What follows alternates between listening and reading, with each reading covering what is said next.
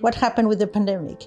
The pandemic has put the well-being of the people and environment together.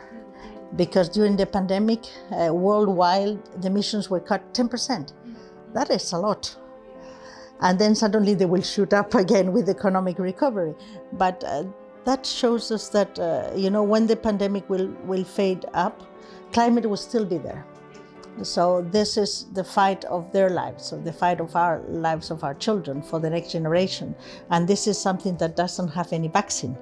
We don't have a climate vaccine. So we certainly need to continue working, and it's a long-term challenge with enormous repercussions to everyone, as a citizen, for policy, for business, and we all need to do it. And we need to do it together, and not all one country. It's a global change. So we need to work together. And I think Korea is now jumping up into this climate train and doing it very well. It's a growth strategy. It's really a holistic approach covering all sectors. I think ours is more broader. It really covers all sectors of society.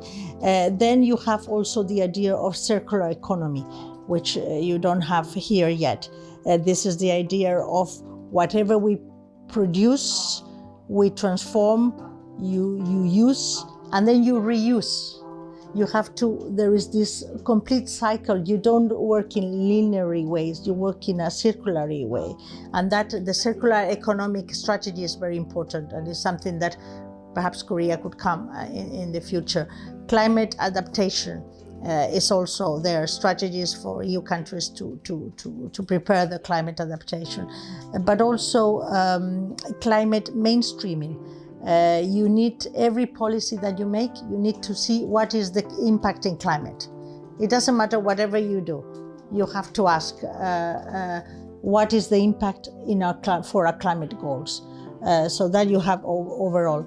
And on the fact that it's social and it's fair and it leaves no one behind. You need to have also policies that look at sectors that are more impacted and how you can help them with incentive and with also platforms to bring their challenge up and in a public way. So there is, of course, we have that roadmap, and I think that is what Korea now needs to do. Raise awareness, educate. I don't mind going into, and I have done it in these 5 months, going into 2 or 3 schools and sit with the students and talk about climate. And that is, for me, it's very important to reach out to the people, as I said before. So just go and speak to, when I sit with university or even with schools. We had, remember the other day in the school, a good discussion about climate with the students. They are very interested in that.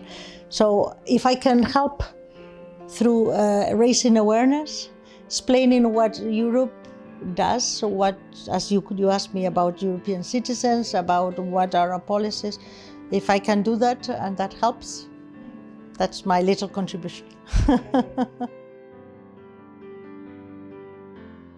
It means to be able to give my children a better place to live, and my grandchildren. My children are big, but my grandchildren when they come.